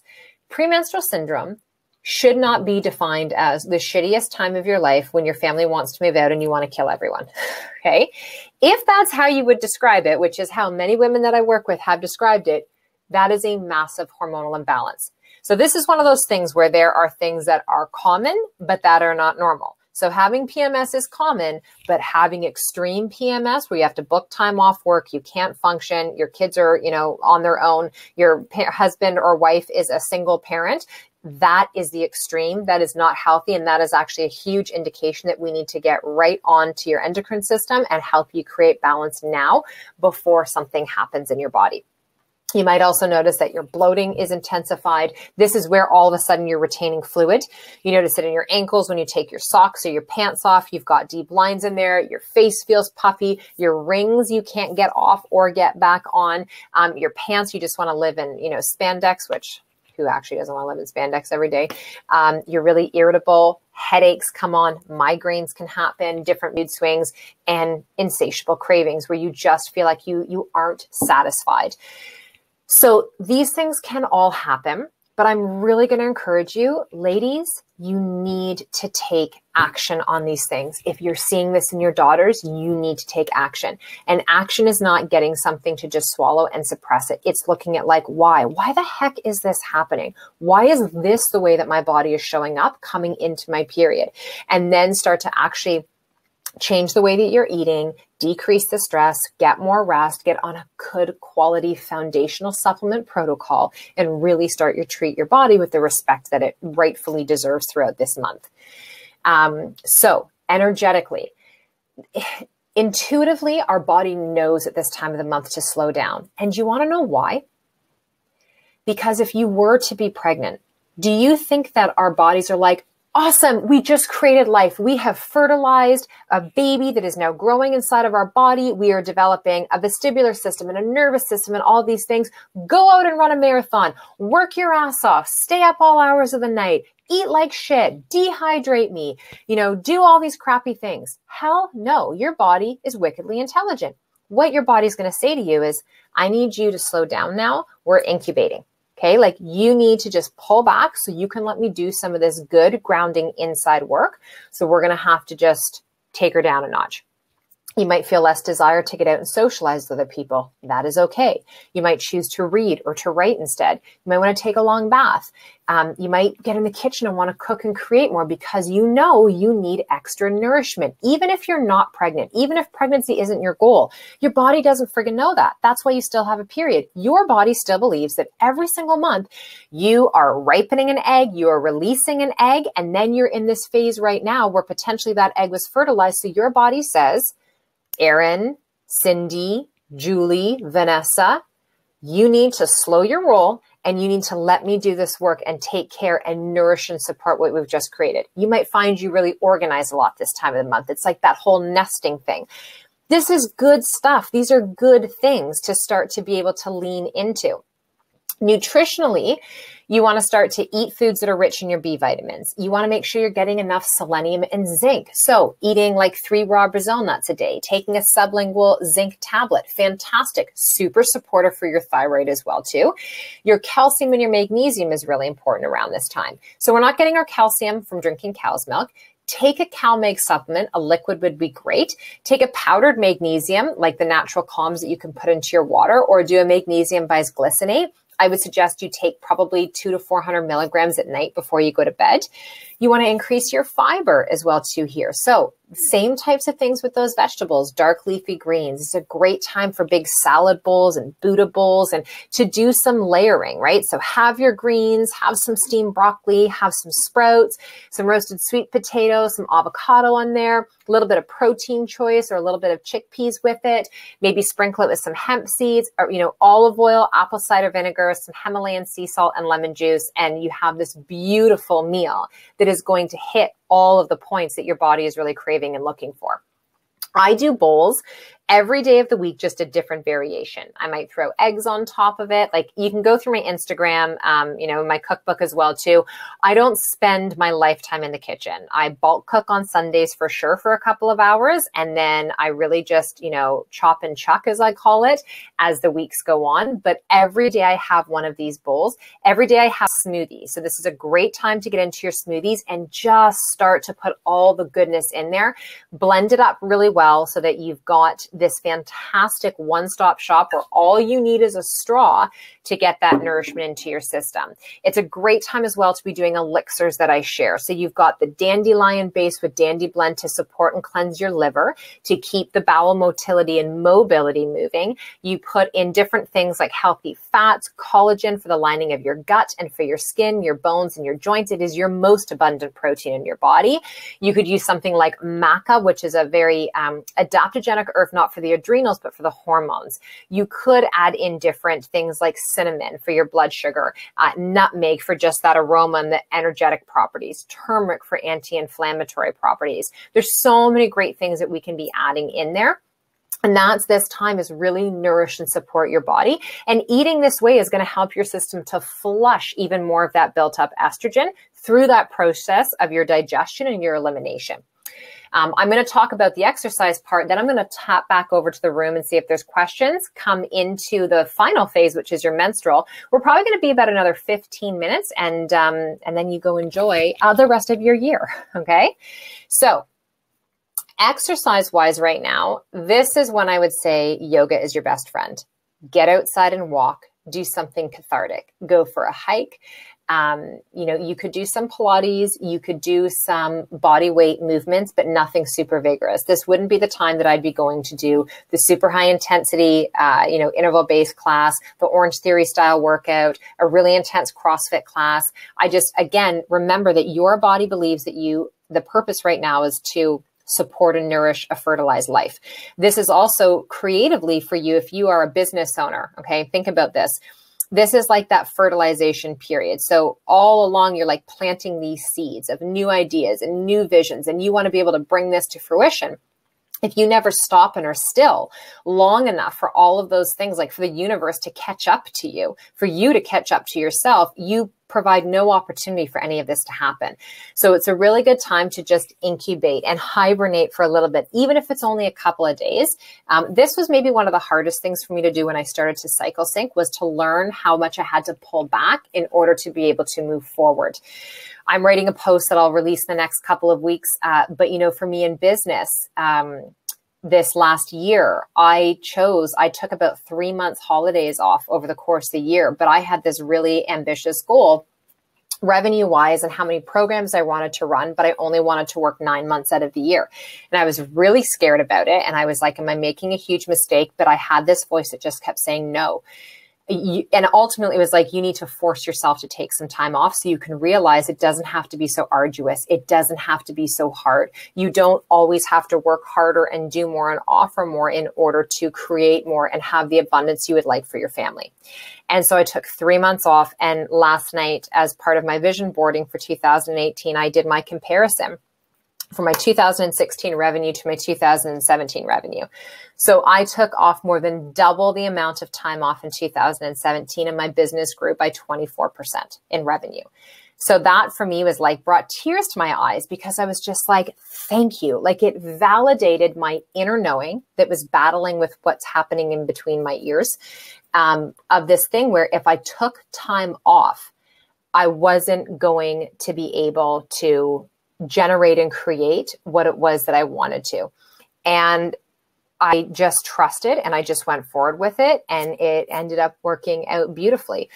So this is that time when you really want to step back and ask yourself, is what I'm doing in my everyday in alignment with the bigger picture of what I'm trying to create? If you're so tired all the time and you have not even like 5 minutes to yourself in your day, how do you possibly think that you are going to be able to create what you want with your hormones, with your body, or your business, or your finances, or whatever those goals are for you, your relationships in your life? So, you know, this is as much about the doing actions of what you can do around psyching your cycles as much as it is about being. And to be honest with you, the further you get into this, the more that this starts to feel like, you know, just a language that you're understanding better and better. It becomes more and more about the being of who you are as opposed to the doing of what you do. Okay.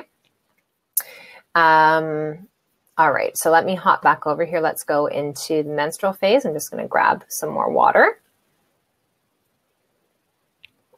So your menstrual phase, this is anywhere from 3 to 7 days long for the average woman. Again, if you're like, oh my gosh, mine is shorter or mine is longer, don't freak out. I'm just saying on average 3 to 7 days. This is the last phase of this full cycle that's marked by your period arriving. So your progesterone drops and your estrogen peaks and then drops again. And when this drop of the progesterone, the increase of your estrogen, and then sudden drop again of estrogen happens, this is what stimulates the start of your next cycle, okay? This is why if you're taking the birth control pill, you come off the pill because your body needs the sudden drop, or you go on the sugar pill because it needs the sudden drop. It's trying to mimic what would happen naturally in a regulated cycle in your body. So at this time, this is when you experience the bleeding, but also backache, achy hips and joints. So the reason that we get the low back pain, the reason that our hip joints can have discomfort, deep pelvic pain, you can also have discomfort when you're having a bowel movement during your period, because all of the glands, all of the cells, all the nerve endings are highly sensitive around this time. And you can have difficulty sometimes when you're having a bowel movement on your period and feel pressure or pain around that perineal area. It's important to understand this. One of the reasons why the low back can be so uncomfortable, it comes in the aspect of what's going on in our nerves. Every nerve is innervating in the spine, and the nerves that are, you know, supplying the energy and the vitality and the life force to digestive, reproductive organs and intestinal are in that lumbosacral spine. So they're, you know, like I said, very aware energetically of what's going on. And there can almost be kind of this like pulsing sensation that's happening there. The deep ache can also be from what's happening around the area of that broad ligament, which dives deep and attaches to the front of your sacrum.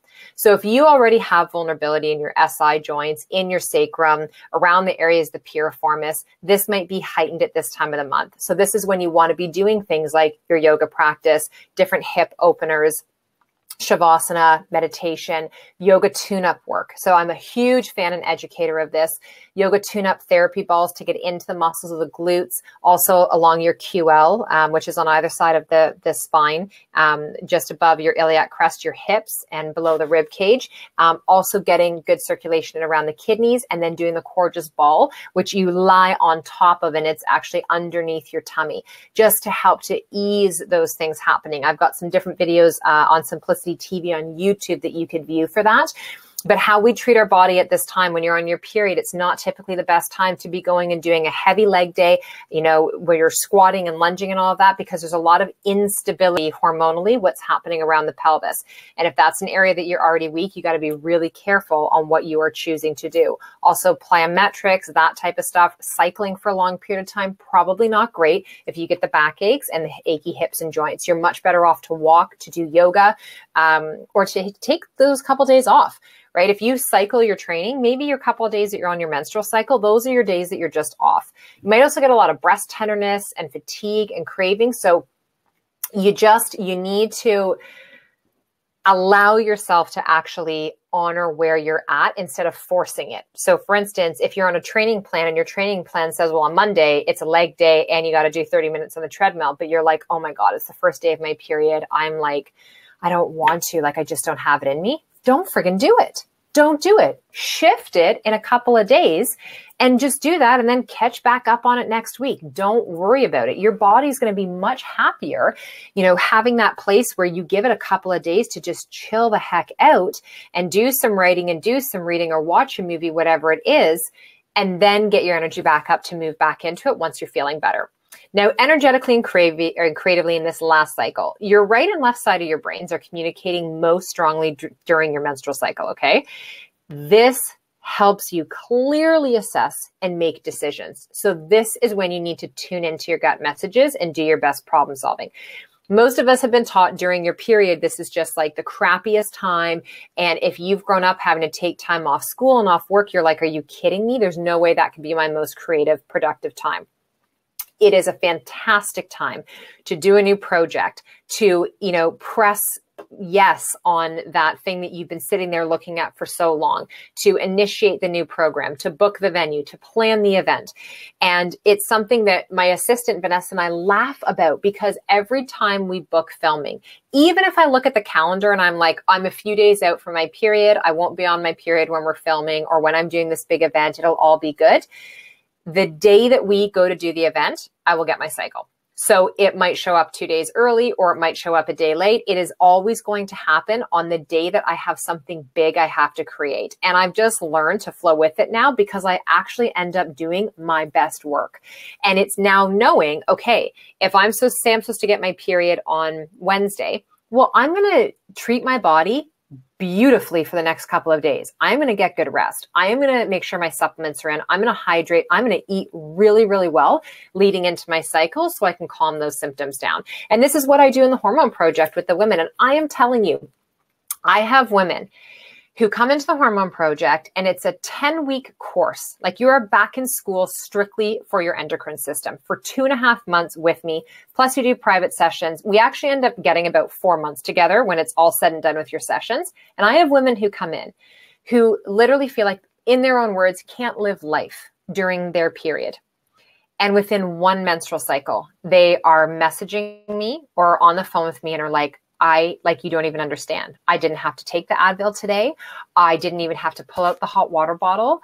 I didn't even know my period was coming because I didn't have my vicious mood swings that were going on. I wasn't changing a tampon every hour in one cycle. Because ladies, you have to understand, we think of it as just like one period. But we've had an entire 3, almost 4 phases that we have gone through before that next period happens, where we can be creating change. New cells are being laid down every single day. New neural nets and new firing and brain patterning are happening in every single moment. New opportunities to detox and purify and cleanse your body are happening in every single moment and choice that we make. It's not going to take you years in order to feel better. I'm telling you that you start to implement some of these things, and by the next time that you have your period, you can start to feel better. It's that powerful. So this is like journaling during your period. Huge. Journaling today. It is the full moon. You best be busting out that journal and just brain dump. What are you ready to let go of? What is no longer serving you? What's the thing that you think you want to do where you're actually like, I don't fucking want to do that thing? And then what do you want to create moving forward? What are your core desired feelings? Google Danielle Laporte if you don't follow her. Do some desire mapping today. Create the sacred space for yourself. I'm telling you, when you can start to implement these things into your lives, ladies, it's like all of a sudden the fog it clears, it lifts. The mountains move aside and you are able to actually see, and your focus and your clarity becomes so much sharper. And even when there are things in life that, you know, pull you off track or feel like they get in your way or the fog reappears, your resiliency, your internal compass and know-how and your barometer of BS and what you need to do to get back on track is going to be so much stronger.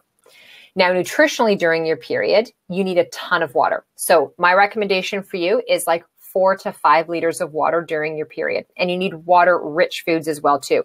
During your period is a great time to do a little bit of intermittent fasting as well too. So going 12 to 14 hours between when you eat dinner and when you consume food the next day. Oftentimes my period, I will go 14 to 16 hours. And in those couple of days of my period, it's a lot of green smoothies or it's bone broth. It's really light food. It's not a lot for the first 2 to 3 days. And that's just to really allow my system to just lock and load into that grounding place. It is definitely no alcohol. And so I just keep it as simple as possible. Your iron and zinc is really important during your menstrual phase. And if you are somebody who has very low iron because you have a history of really heavy menstrual cycles, you definitely need to be supplementing with a good quality iron supplement, not from your family doctor or the pharmacist, but a good quality, you know, holistic therapeutic grade iron supplement.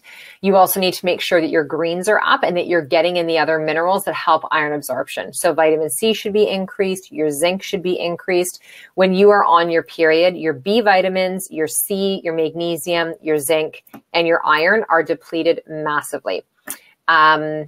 So that would be huge. And another thing I love, and this is part of the hormone project as well, is I'll do a lot of recipes with beets, dark berries, like cherries, those types of things as well too, to help to bring up that vitality. Now, exercise-wise in this final phase, this is when restorative yoga, long walks, you know, things that are more kind of introspective and inward focused activities would be your best bet for yourself. And try to get a lot of sleep here. Again, this is a pretty short phase, 3 to 7 days. And typically within your first few days, if you give your body the rest that it requires and you really honor that, your last couple of days, you'll have that energy back to go and do some more of those intense type exercises and the strength training that you would typically do.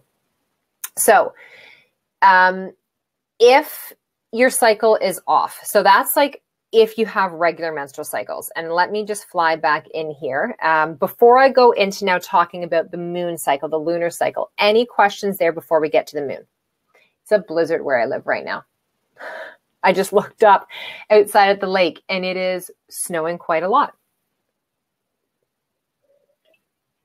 So any questions in terms of what we've hit on so far before we go into the cycle syncing based on the moon? And yes, if you're asking if you can watch this later today, you absolutely can. Okay, no questions popping up. Awesome. Here we go. Okay, so the majority of women actually don't have a regular cycle. The majority of women have one that's a little bit too short or possibly a little bit too long. And this would be all the more reason to start to cycle sync, especially with your dietary needs and your exercise to help to get back into proper flow time. One of the biggest problems I see with women is that they are not eating enough, they're not eating the right things, and they are exercising way too hard. They're not getting sleep, and so they're frying their bodies out. And you have to understand this. When your body's under stress, it doesn't need to have a period.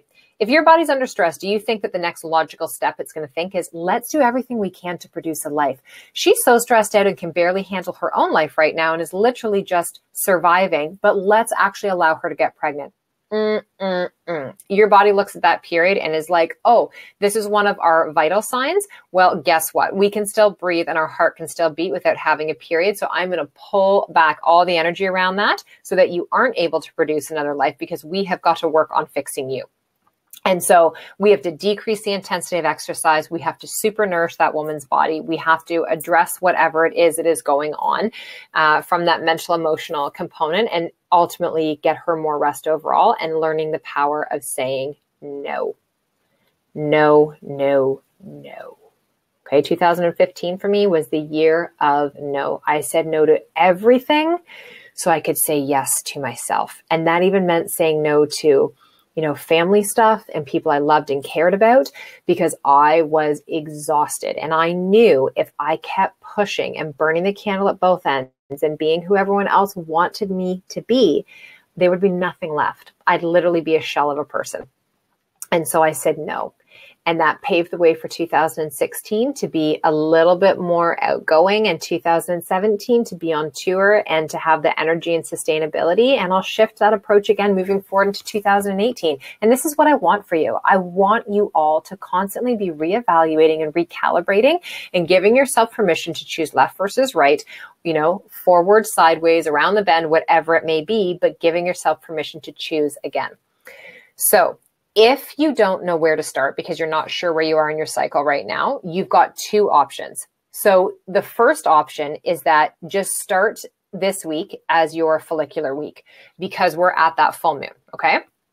So you would follow all of the recommendations, and there's some good books that you guys need to read to understand this even more so. So Christiane Northrup, honestly, I read her first book, Women's Bodies, Women's Wisdom, when I was 16, 17 years old. Totally rocked my world. The Intimate Geography of a Woman's Body. I can't remember who the author is, but that's another great book. Also, Woman Code by Elisa Vitti. She's fantastic and has tons of information on cycle syncing. Dr. Jolene Brightman is another one who is amazing. They have lots of different podcasts. And Tony Weichler, Taking Charge of Your Fertility. So you need to continue to educate outside of just this webinar, listen to different podcasts, read different books, especially if this is something where you're like, I'm hearing so much of myself in this, or I've been dealing with this for so long. Make this one of your ambitious goals for 2018. Make one of your words, empowered.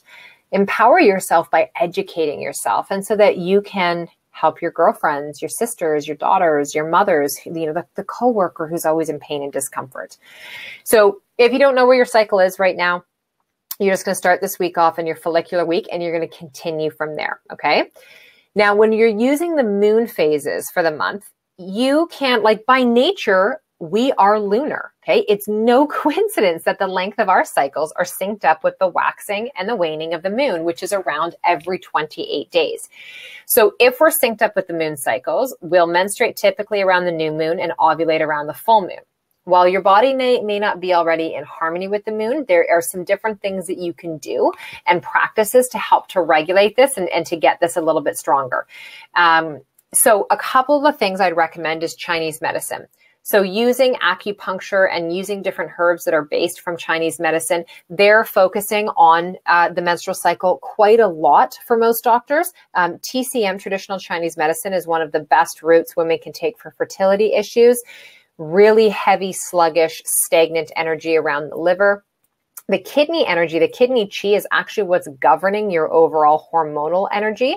So typically, if you've got issues with irregular cycle, acne, breast tenderness, extreme PMS, endometriosis, those types of things, the emphasis is going to be, again, the root will be in digestion and cleaning up some of what you're eating, but it's going to be cooling your system down and getting some more, energy, the appropriate type of fire, not inflammatory fire, but the appropriate type of heat to support the liver and the kidneys in a way where they're working with one another. Okay. Now the full moon is the ovulatory phase. So right now, and so sorry, I said that wrong to you guys in the beginning. I was talking to you guys about the follicular phase. The full moon right now is the ovulatory phase. Okay. And so the new moon is your menstrual phase.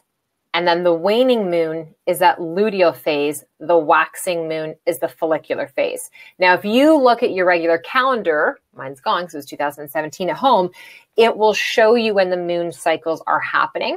So you would write in there, for instance, the week of the full moon right now, ovulatory phase. The new moon is the menstrual phase, and so on and so forth. And then what you would do is you would go based on the types of foods that you want to be incorporating into your body, those that you don't, the type of exercise, and you would look at whether it's your day timer that you have or like your Google Calendar, maybe you color code and have it that way. This is what I do for myself.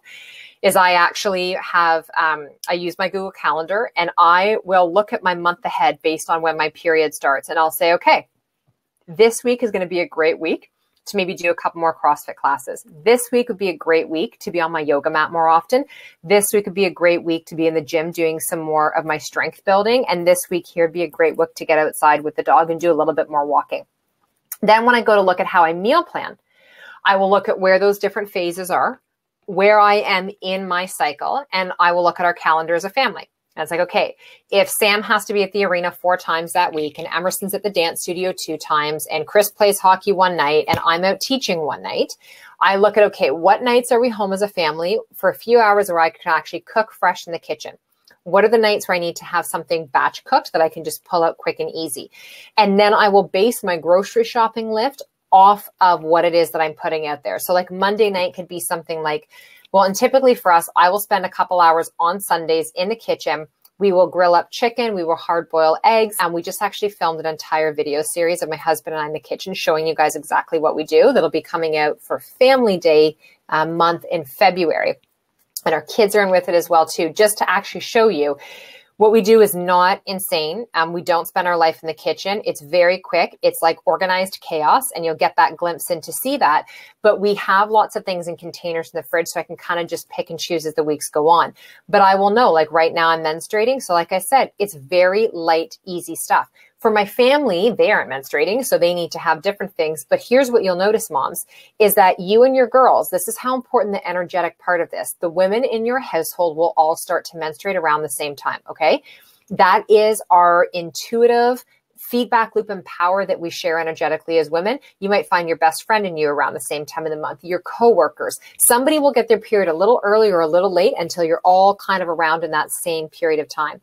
So if you're that person that's like, this sounds way too friggin' woo-woo for me, I don't believe in the energetics of it, blah, blah, blah, blah, blah, stop for a moment and think about that. Who do you know in your life that you're close to where you're kind of around the same type of cycle? When you were in college, university, did all of a sudden you and all your roommates all have your period at the same time? Your girls, when they start to menstruate, is everybody on the same cycle as well too? It's actually a really beautiful thing when it happens, because then you all are in that same mindset and flow at the same time. Now, there is a different way that you can do this as well. And this is the final part of this, and then I'll come back in for the Q&A. The other way that you can do this is doing seed cycling. So this is using pumpkin, flax, sunflower, and sesame seeds rotated throughout the month in order to help to support the body. This one I will use often with young girls. I will also use it with somebody who comes to me whose digestive system is just a disaster.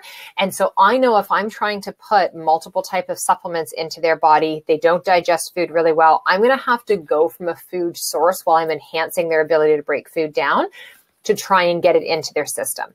So the concept behind this whole protocol is that the seed hulls contain lignans, which are a natural nutrient that bind to excess hormones and help the body to detoxify and get them out of your system.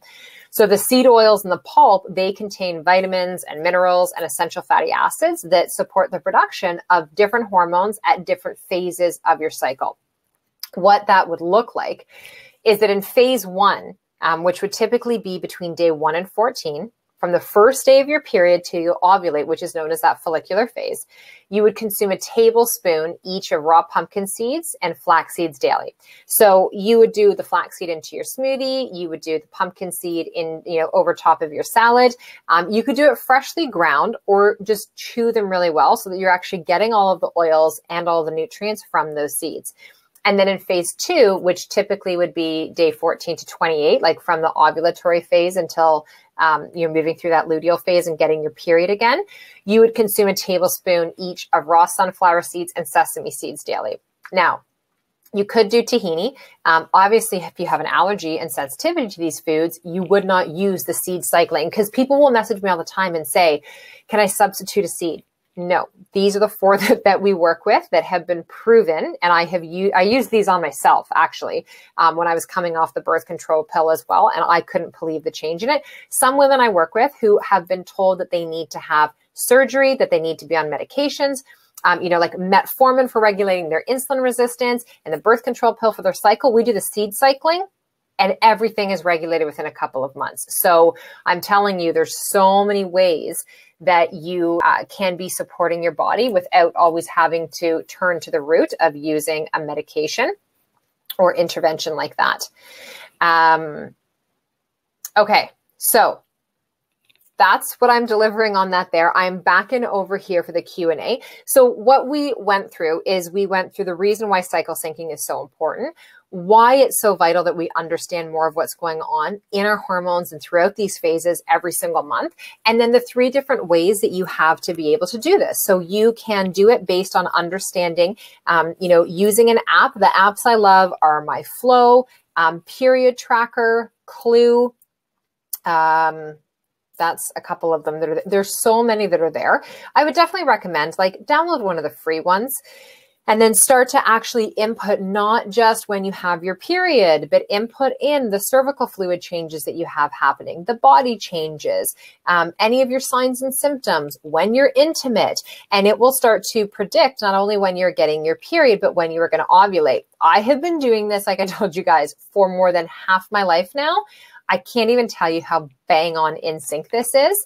So if you've never done it before, I would highly recommend it. And for your daughters, I'd recommend they start right out of the gates. And then we talked about with the lunar cycle, what that actually means. Now, you're in a fantastic period of time right now because of the full moon. I had said about the journaling, but also to be pulling cards, to do a moon bath. So you getting outside under the lit full moon tonight for a little walk, or even just standing there and taking, 10 to 20 deep breath, but all your crystals, your rings, things that have a lot of importance to you, stones, gems, putting them outside and letting them actually be bathed by the moonlight. If you don't want to put them outside because you're afraid of somebody taking them, even at a window where there's that moonlight that's coming in to bathe them. But this right now is that opportunity for rebirth and renewal. It's time to literally take the seeds that you have been, planting bit by bit and dripping on them and actually allow them to come to fruition. The other seed with the sunflower was sesame, Renee. Okay. So for those of you that are in menopause and have gone through menopause, you'd be looking at the lunar cycling as well as the seed cycling. And so the seed cycling would be based on the lunar cycle. First half of the lunar cycle, you'd be doing the flax and the pumpkin. Second half of the cycle, you would be doing the sesame seeds and the sunflower seeds for that. But this is, like I said, our bodies are so intelligent. They're so powerful. But if you don't have the knowledge, it's like this untapped power. It's this untapped potentiality that you all have in your body. And I want to get us all, this is my whole mission. This is for me what 2017 was about. It is still what 2018 is about. I am here to spread this message and this information to as many women as possible so that we can stop coming from this place of fearing our menstrual cycles, of feeling disabled by our menstrual cycles, of feeling like we have no control over our physical, mental, emotional, and spiritual bodies, that when we are told that we have something going on like cyst or fibroids or endometriosis or, underactive or overactive thyroid or Hashimoto's or whatever it may be, that we're like, okay, I have a bit of information. I'm going to continue to grow on that information that I have and help to put this into place so that I can actually start to be one of my own educators. I'm grateful that you're all taking the time here today to sit with me, but I'm going to tell you this. There is nobody else that is out there, healthcare now, it's not going to provide you what you want or need if your goal is to live your best quality of life, if your goal is to heal your body from the deepest level and layer up. You have to be a seeker. You have to go out there and find this information for yourself like you are doing today. You've started the day off, you've started the year off by giving yourself a massive gift of knowledge and information. And it's interesting because sometimes we sign up for these things and either we don't attend, we don't do it, or we only listen with like a quarter of an ear, or we kind of tap in and we tap out, or we hear something that kind of throws us off and we're like, nope, not for me. Just give yourself the opportunity to come back to it, right? And ask yourself, like, why? And you don't have to be ready for all of it right away. Just start with something. Can you just start to maybe be a bit more aware? Can you just start to notice? Can you start to implement like one of the new shifts or changes for yourself and see how your body responds? What can I do if I'm allergic to pumpkin seeds, rather intolerant? Okay, so this I had already mentioned is that you would do the flax seeds if you can't do the pumpkin seeds, but there's no other seed outside of the flax seed and the pumpkin that will do the purpose of what is needed. So if that didn't do well with your body, the seed cycling wouldn't be an option for you for that. Okay. All right, ladies, if there's any additional questions, let's roll with those now. We are coming up on almost 2 hours together, which is pretty incredible. For those of you that are asking, we are going to be releasing the Hormone Project event tour, the schedule, shortly. There are a couple of dates coming up in January and throughout the rest of the year. The next round of the Hormone Project, which is my 10-week course that is specifically about the endocrine system. So we move you through a gut healing protocol, liver and adrenals. You get private consultations with that. You are part of a fantastic group. I only take on about 12 women, and I do this program about 3 times a year. So I'm running it January 29th is the next one that runs, and then I won't do it again until the summer, and then I'll do it again in the fall.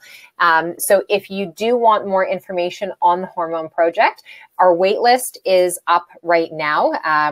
Like I said, we don't actually open our registration, our cart, until mid-January. Although for those of you that are on this today, when you get the replay, you're going to get the link and all the information. Actually, Vanessa has just hyperlinked it there. So you can look through everything. Let us know any questions that you have so we can best direct you. And I will tell you, I don't take on everyone who applies for the Hormone Project. One reason is I can only take on so many women at a time because you get private sessions with me, and then we do events in my house as well too, and we stream those for people who don't live in the country. We've had, I don't even know how many women at this point have gone through the program, but majority of them have not lived where they are able to actually drive in. So we live stream everything for you. All the courses are online. You get a full library, all of that. But what I will say to you is that, I only take a small group of women because I need to be able to give you the attention that some of you require and deserve. And I am only one person. And I can only do that for about a dozen or so. It really just depends who comes in. So there's times where I haven't accepted people into the Hormone Project program, not because I don't want them in it, but because I'm not necessarily the best fit for them. And so I don't just say no, I will connect them or connect you with a colleague of mine or somebody else I know who I think would be a better fit. So this isn't just yeah, come one, come all, everybody come into it. I really am working with a very specific client. And who is that woman? It's a woman who's done. She has felt like she's program hopped from one to the next. She doesn't really understand anything new about her body, but has a cupboard full of supplements, doesn't really know how to eat, how to move her system. So this is a group program, but there is so much individuality that is built within it. So you're going to get all the info. We will send it out to you, and then you can go from there. The Simplicity Project, the 6-week course, Sarah, our live event, we have our date for. That is June 9th in Newmarket. So we'll be sending out a save the date within the next week or two. The actual course itself, I believe we're going to be running in May. I believe it's running in May, possibly starting in April, and then all the way through May. But we'll be letting that whole calendar out shortly. Is DHEA cream safe to use? Yeah, it is safe to use. You just have to be working with a practitioner who knows the right amount to be using and the right timing of the month based on your body, because you might only need it for a couple of weeks out of the month, not every single day. Here in Canada, you typically aren't able to get DHEA. Sometimes working through a compounding pharmacy, you might be able to, but not always. Okay. Oh, you're welcome. I am glad. Was this a good way to start your first day into 2018? Have you learned more about your cycle, about your body? Let me know. And I'm going to say goodbye.